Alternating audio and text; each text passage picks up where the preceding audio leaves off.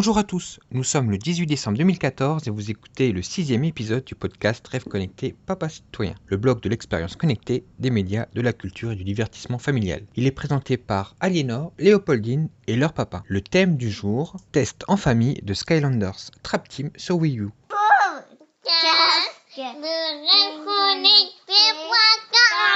Depuis le premier épisode de la série, nous ne manquons plus avec les filles une seule sortie des Skylanders, impatients de découvrir ce que Chaos et Activision Toys for Bob ont bien pu nous réserver. Comme toujours, nous avons attendu d'avoir terminé le jeu avant d'en parler. Voici donc notre avis sur Skylanders Trap Team.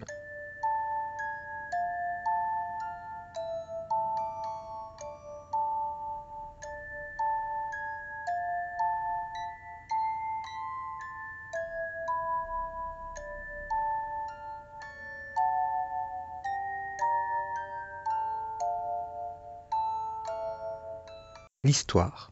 Il y a longtemps, les maraudeurs pillaient les Skylands. Heureusement, les Trap Masters les ont trouvés et combattus afin de les enfermer dans la prison des nuages. Mais Chaos détruit la prison, libère les vilains et exile les Trap Masters sur Terre, petits et congelés. Des fragments de la prison des nuages sont arrivés sur Terre sous forme de puissants pièges. Chaos voulait que les maraudeurs travaillent à ses côtés pour conquérir les Skylands, mais ceux-ci préfèrent fabriquer une machine à partir de Traptamium et alimentée par du limon pour que leur chef, la Golden Queen, puisse avoir tout l'or du monde. Chaos, ne trouvant pas cela assez maléfique, aide les Skylanders à capturer les maraudeurs.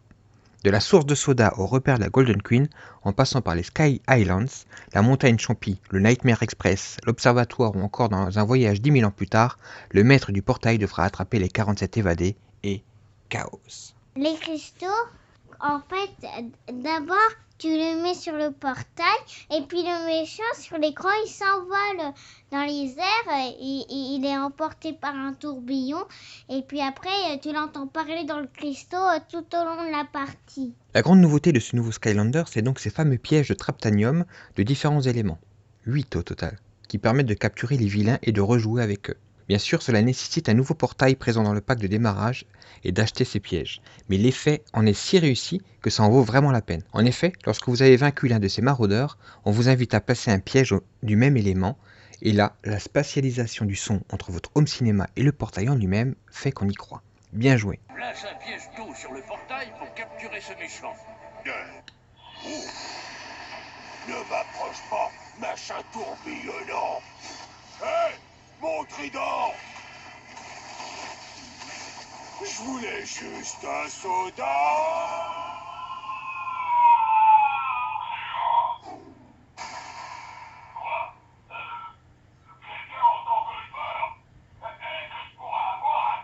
Quelle peur capturée.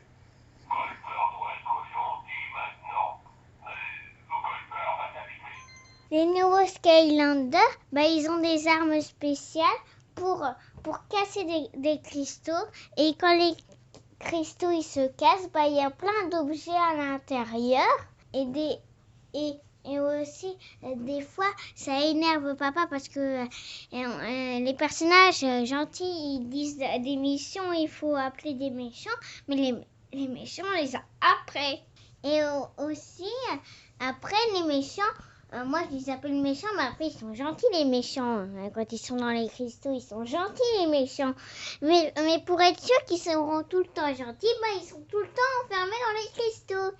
Et quand on en a deux dans le cristaux, on choisit lequel et dans le cristaux, et l'autre il va se mettre dans une bibliothèque fermée à clé, comme ça il pourra pas sortir et faire le mal. Les méchants ils peuvent ouvrir des coffres, un peu comme dans Strike Force où les géants ils pouvaient ouvrir des coffres, là c'est les méchants. Et bien sûr quand ils doivent ouvrir les coffres, les méchants c'est des gentils. Mais c'est pas des Skylanders. C'est des méchants. Plutôt des gentils méchants. À cela s'ajoutent les nouveaux personnages de la Trap Team, qui succèdent aux géants et à la Swap Force. Chacun a forcément ses préférés, mais il faut avouer qu'ils sont dans l'ensemble très réussis visuellement. Au dernier pointage, on dénombre 52 nouveaux Skylanders, dont 18 Trap Masters, 16 mini et 18 classiques. Ce qui fait aussi la force de cette franchise, c'est que l'on peut réutiliser les figurines que l'on possède déjà et que l'on a améliorées lors de précédentes aventures. Coucou à nos préférés Trigger Happy, Jetvac et Trirex. Mais ceux-ci seront bloqués à certains endroits qui nécessitent soit le Trap Master d'un élément particulier, soit un méchant capturé. Cela a ses avantages et ses inconvénients. Pour faire le jeu à fond, il faudra acheter bien plus que le pack de démarrage et ne pas hésiter à recommencer. Sinon, vous terminerez le jeu avec la surprise de ne l'avoir complété qu'à une vingtaine de pourcents. Le point positif, c'est que la durée de vie de Skylanders Trap Team est de faire rallonger. Et si cela ne suffisait pas, des aventures supplémentaires comme Nightmare Express, en pack séparé, permettent de prolonger le plaisir. Activision vient aussi d'annoncer de nouveaux éléments, lumière et ténèbres. Skylander, c'est bien.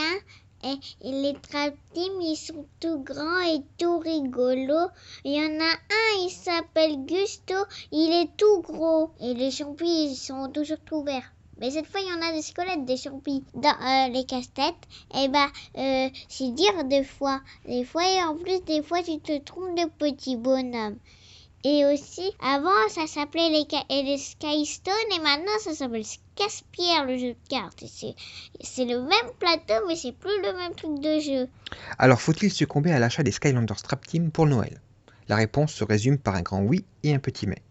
Oui, parce que l'esprit de la série est toujours au rendez-vous et les nouveaux personnages, au premier rang desquels les vilains, sont très réussis. On parcourt donc les niveaux de surprise en surprise avec des zones cachées et toujours les petits défis comme les Skystones ou le casse-tête pour déverrouiller certaines serrures. C'est varié, coloré, animé et les cinématiques plaisantes à regarder. Cependant, nous avons été un peu déçus par la faiblesse de certains boss, mis à part les tout derniers, comme la Golden Queen, qu'on a envie d'appeler Galaxy en référence à Sailor Moon Star. Au niveau des jeux annexes, on les trouvait un peu mieux dans Swap Force. Il n'y a pour l'instant pas de sentiment de lassitude sur la série, mais c'est un risque qui guette Activision, comme ce fut le cas jadis pour des hits comme Mario Bros. On espère donc que les prochains sauront nous étonner, pourquoi pas en prenant quelques risques par rapport au concept. Les Skylanders ont pris place dans notre univers comme les héros Disney ou Nintendo. Certains sont d'ailleurs sur notre sapin cette année. On espère pouvoir les voir dans d'autres circonstances, comme lors de la célèbre parade Macy's pour Thanksgiving. Mais à la manière des Pokémon, il manque une série d'animations ou des BD manga. Car en fait, sinon on ne retient pas les noms des différents protagonistes, mis à part nos préférés, et on se retrouve avec une succession de personnages qui n'ont pas forcément d'épaisseur, contrairement aux récurrents comme Chaos, Flynn ou Kali. En synthèse, Skylanders Trap Team fait partie des jeux que l'on conseille pour Noël.